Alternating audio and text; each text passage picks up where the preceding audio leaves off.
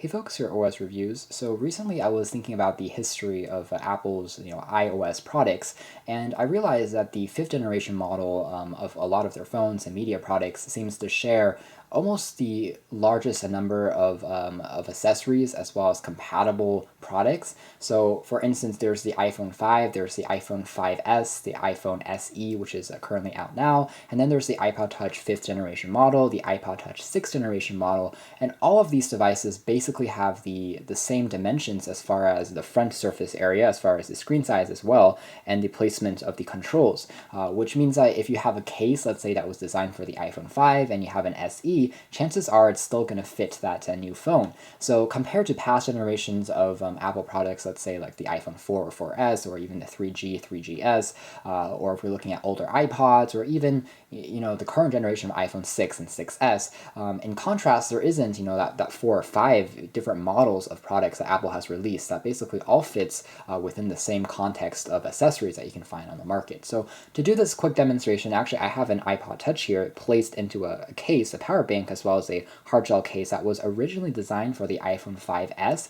and I'm going to demonstrate that more or less they both fit in. There's of course some corners as well as camera placements that's not going to be completely there, but it protects your device all in all. So if you do come across, let's say, an old iPhone 5 case, and you have a newer iPod Touch 6th generation model, or you have a newer iPhone SE, and you're thinking, okay, maybe should I pick this up if it's only, let's say, $2 or $3, then the answer is you should probably consider it, because chances are you can still work with it. So this case in particular was designed again for the 5 and 5S. It's a Mobi power case that uses inductive charging, and I have again the iPod Touch 5th generation model. Again, it has that same 4-inch display, the same overall dimensions as well, slightly slimmer, but once you pop into the case, it doesn't wobble or seem to move around. It seems quite stable, and as you can see there's perfect cutouts for even the volume rockers, the power key on the very top, to even the same placements of the headphone port, the home key, of course. All these things can still be perfectly accessed on my iPod Touch, despite the fact that, again, this was designed for the iPhone. So this is one good application and good example of how this process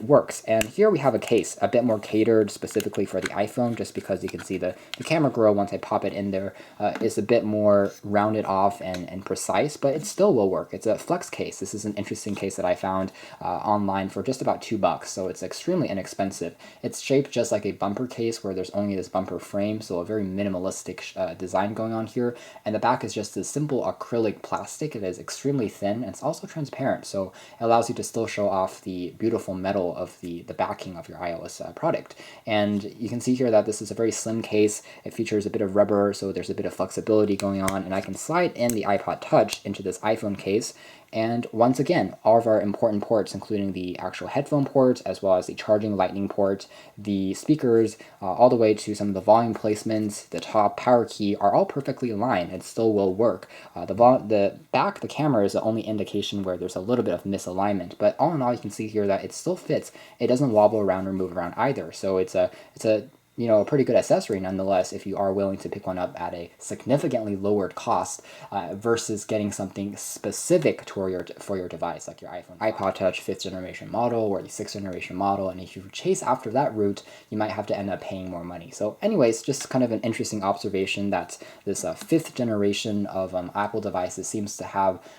benefit itself, at least, from having the widest span of compatible products all fit into the same set of accessories. There's again the iPhone 5, the iPhone 5S, the iPhone SE, the iPod Touch 5th generation model, the iPod Touch 6th generation model, all 5 of these products, and in the same portfolio and overall similar dimensions. Thanks for watching this video here at OS Reviews.